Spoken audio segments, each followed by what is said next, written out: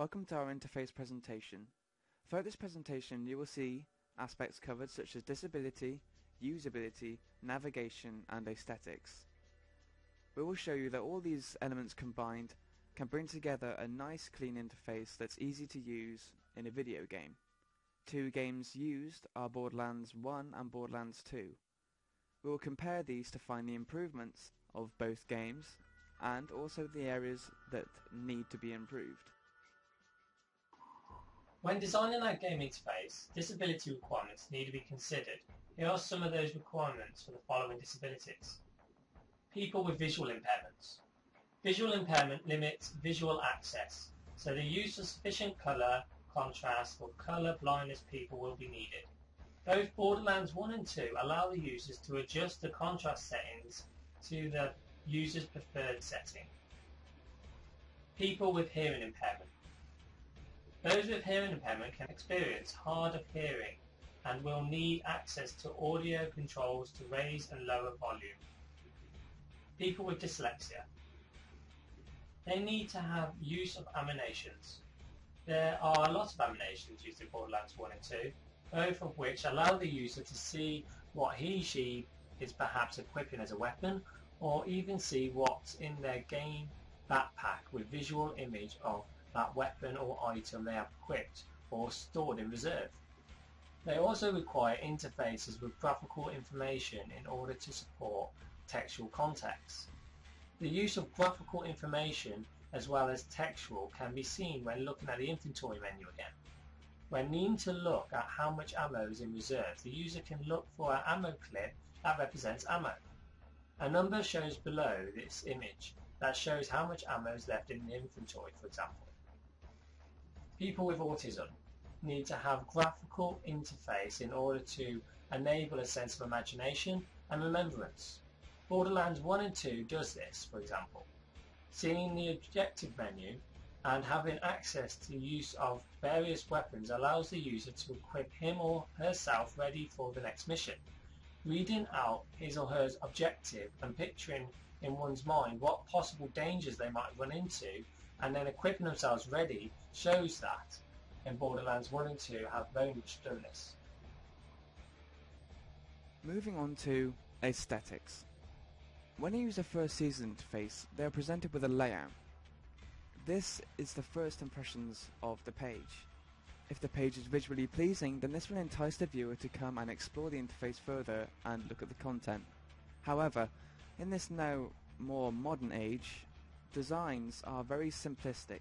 These involve bigger images and little text. However, if there are too many images and no text, then this will be a bit vague for the user and they won't really know where to go or how to get where they want. But on the other side, if there's too much text, then this will confuse the user. From my experience, if I see a website or a game menu with too much text, then I don't read all the information fully. Therefore, I feel I may lose out on some of the content. And maybe this could be some of the key content that I need to carry on. This means that you need to provide a good balance between image, visuals and text. There are too many user interfaces that sacrifice good navigation and usability for visuals.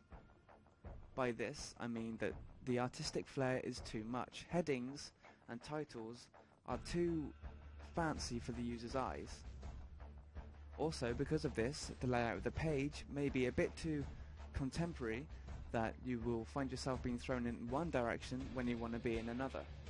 So this leaves the user in a site or a menu where they find themselves stuck and they can't leave. This does not provide a good user interface. Borderlands 1 has got a very simple looking page. All the text is clearly marked, but there may be a little bit too much on screen. This gives an information overload. From researching this game and actually using the interface physically, a lot of the information is text-based, and as you can see in the video, the text is quite small. Some text is also coloured the same as the background. This means that readability is not easy. If you have a visual impairment, then this will become a big issue. Icons are clearly marked, but also they're not just marked for the sake of being marked, they work with the colour scheme of all the menus. Yellow and blue seems to run through all the way here.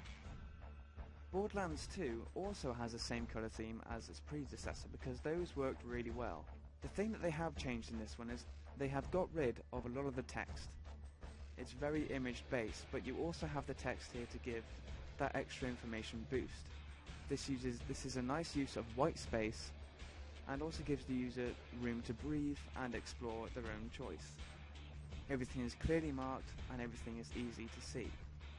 There are some issues with colouring though, and since there is no option for disabilities, you are stuck with these. Overall, the visual style has stayed the same between both games. The visual style is very nice, it's clean and easy to navigate. They have not sacrificed many things in the second game as the first. As I said earlier, the text, there was too much text on screen and not enough visual aids.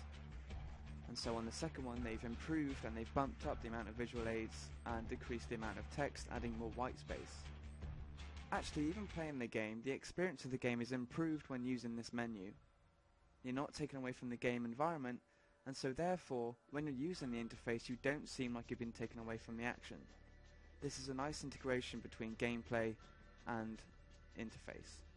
All headings are clearly marked, and all controls are clearly marked so that it's easy to navigate around the menu. Borderlands 2 has many improvements upon the first game, so this increases navigation, usability, and aesthetics. Moving on to navigation and accessibility, Borderlands 1 provided a very simple layout for the user to use. Considering this is the first game in the series, it needed to be as simple as possible. All icons above the menus are clearly laid out. They involve small images that give an indication into what content you are looking at. This makes them memorable for the player so they can come into the menus and use them very quickly and painlessly. Everything that you select is highlighted so it's easier for you to get a grasp on what you are actually looking at. You are given small indications into what buttons you should press in order to navigate through the menu. Down on the bottom of the first game you can see that they are quite faint against the background and hard to see. On the second game they are much more highlighted and in a different colour. They stand out more and so you can see them easier, so you can navigate through the menus a lot easier. Accessing the menu is quick and moving through the different slides is very easy. This helps the user to get in and out as quick as possible and get back to playing their game. The main change between navigating from the first game and the second game is that the second game actually provides a much more smooth animation of the menu. This helps to really emphasize which part of the menu you are focusing on and which parts of information you actually need to be looking at. The first game throws everything at you at once, so you may get confused. This will stop progress through the menus and even may make you quit the menu. You will lose on information and this is not good for the user experience. Some in-game items, such as guns, have got different coloured headings. There's a yellow, a red and a green and a purple. The problem is with the purple, it blends in with the background too much. A colleague of mine said that they didn't even notice the headings to start with when they first looked. We had to point it out to him and he could then see it, but still only then it was very vague.